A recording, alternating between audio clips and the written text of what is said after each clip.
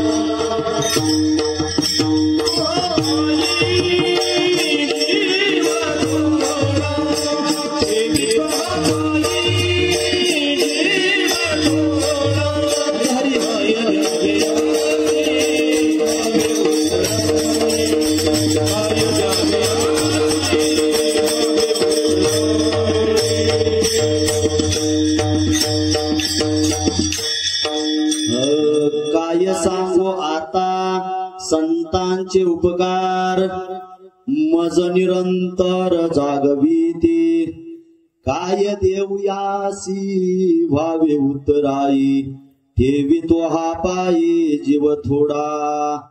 सहज बोलणे हित उपदेश, सहज बोलणे हित उपदेश, करुणी सायास शिकविते, काय देऊयासी व्हावे उत्तराई, ठेवितो हा पायी जीव थोडा.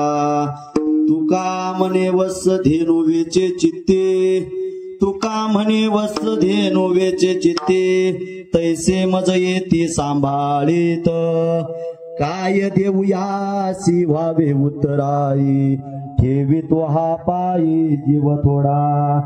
महायोग विटे तटे भीमरत्यम, वरम पुंडलिकाय दातुंद्रे, समाधिष्ठतिष्ठं तमानंद कंदम, परब्रह्मलिंगम भजे पांडुरंगम. पांडुरंग करू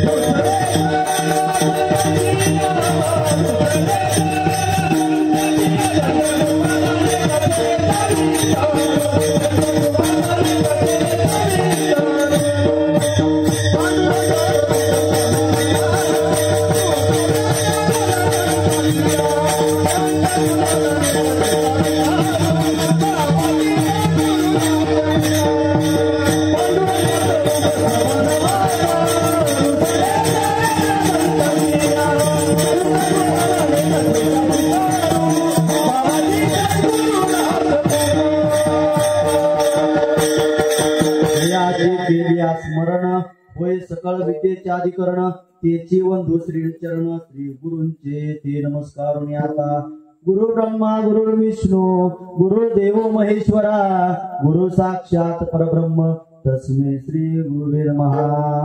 प्रस्तुत प्राप्त प्रसंगी सेवेकरता निवडलेला अभंग जगद्गुरु जगत वंदनीय देहू निवासी अखंड महाराष्ट्राचं दैवत छत्रपती शिवाजी महाराज यांचे धर्मगुरु जगद्गुरु तुकोबाराय यांच्या गाथेतील 4 चरणाचा अभंग कीर्तन सेवेसाठी निवडलेला आहे.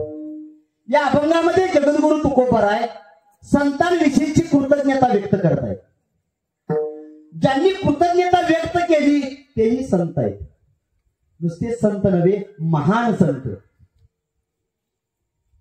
संतांविषयीची कृतज्ञता व्यक्त करतायत, प्रशंसा करतायत. कृतज्ञता व्यक्त करणारेही संत आहेत आणि ज्यांच्याविषयी कृतज्ञता व्यक्त केली तेही संत आहेत. जगामध्ये सर्वात श्रेष्ठ संप्रदाय म्हणजे वारकरी संप्रदाय. या वारकरी संप्रदायाचं भजन म्हणजे ज्ञानोबा तुकाराम. या वारकरी संप्रदायाचं उरस म्हणजे आळंदी पंढरीची वारी आणि या वारकरी संप्रदायाचा मंत्र म्हणजे रामकृष्ण हरी. जगद्गुरु तुकोबाराय संतांविषयीची कृतज्ञता व्यक्त करतायत. कोण जगद्गुरु तुकोबाराय? माणसाचा माता ठिकाणावरती राहावा म्हणून ज्यांनी गाथा निर्माण केला ते जगद्गुरु तुकोबाराय. परंतु काही दृष्ट प्रवृत्तीच्या लोकांमुळे तोच गाथा इंद्रायणीच्या डोहामध्ये बुडवावा लागला. मात्र ज्यांच्या भक्ती पुढं तो गाथा इंद्रायणीच्या डोहामध्ये पाण्यावरती तरंगू लागला ते जगद्गुरु तुकोबाराय. अखंड महाराष्ट्राचं दैवत छत्रपती शिवाजी महाराज यांनी सोने रूपी नजरांना पाठवला असताना त्याचा त्याग करून व्रत करा एकादशी, कंठी मिरवा तुळशी, व्रत करा एकादशी असा ज्यांना उपदेश दिला ते जगद्गुरु तुकोबाराय. एवढंच नव्हे, ज्यांचं नाव घेतल्यानंतर अगदी यमालाही कापरे भरतात. तुकाराम तुकाराम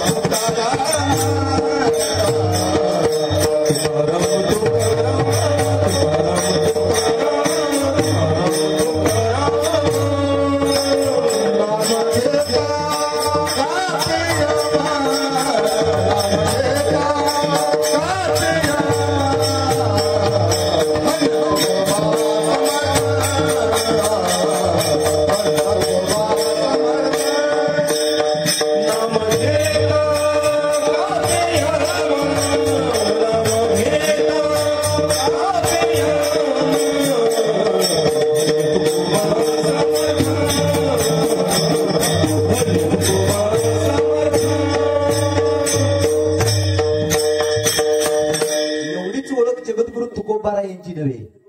अनु रेणू या थोडा तुका आकाशा एवढा असे जगद्गुरु तुकोबाराय. आणि या जगद्गुरु तुकोबाराय यांनी संतांविषयीची कृतज्ञता व्यक्त केली.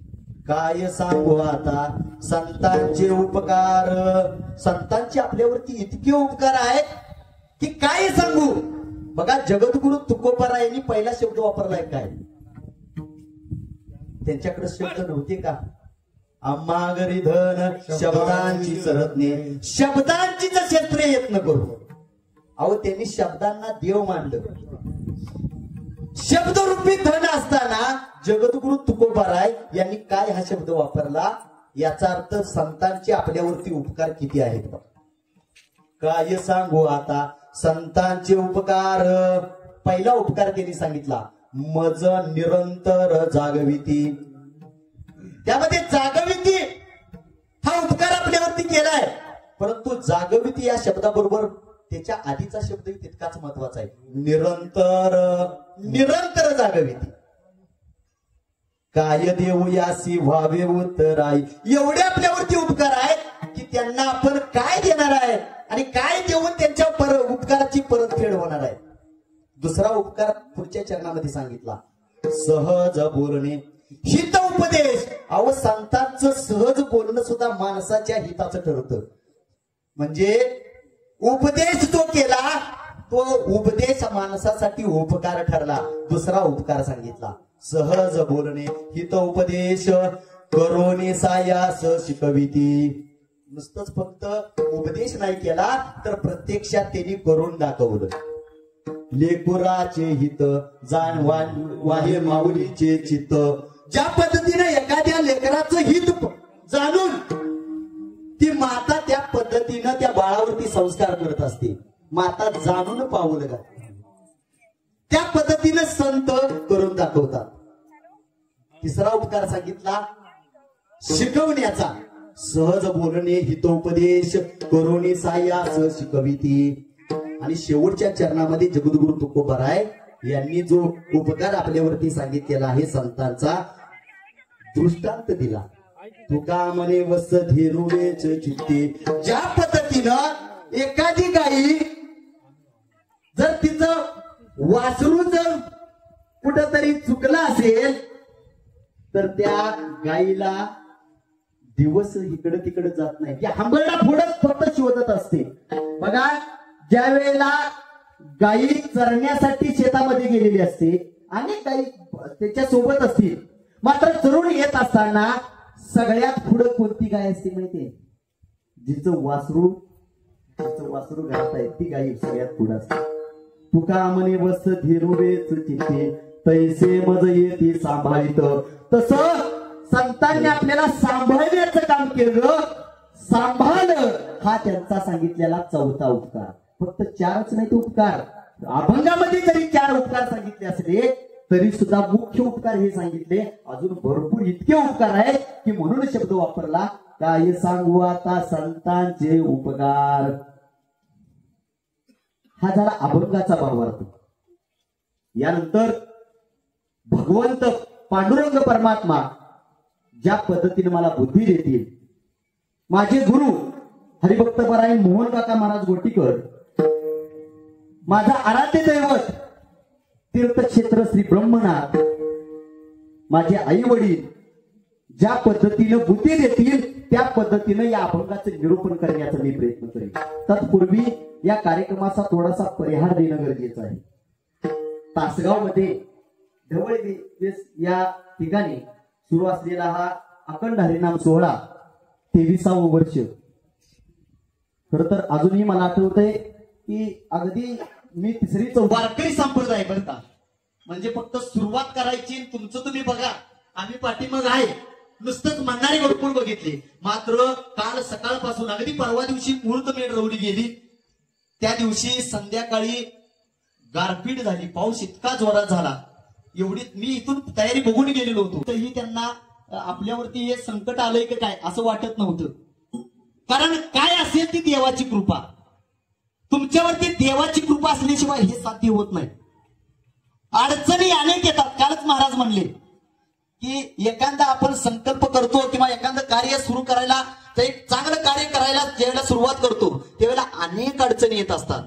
खरं तर तीच आपली परीक्षा असते, तीच आपली परीक्षा असते. मी गमतीमध्ये नेहमी सांगतोय की ज्या दिवशी एकादश असावी, सोमवार व्रत असावं, त्या दिवशी तात्या 4-5 आमंत्रण येते.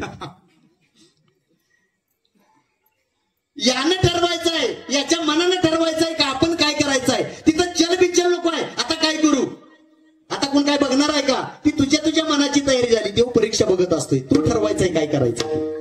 तशी आपली जरी देवानी परीक्षा बघितली असली तरी सुद्धा त्यांनी माग न डगमगता अगदी कार्यक्रमाला सुरुवात केली. काल रात्रीचं तर आश्चर्य तात्या आपण सर्वांनीच अनुभवलं. कीर्तनासाठी इथंच याच ठिकाणी सुरुवात केली. पाऊस सुरू होता. पावसामध्ये ढवळीकर मंडळींनी सुरू केली.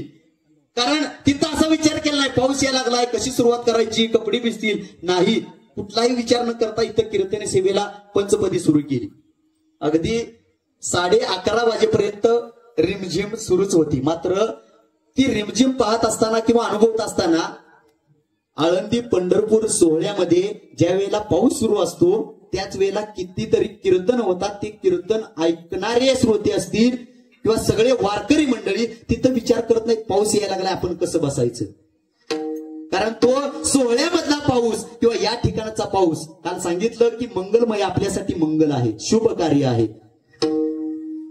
आणि या ठिकाणी मला कीर्तन सेवेची संधी दिली त्याबद्दल मी खरंच यांच्या विषयी धन्यता व्यक्त करतो.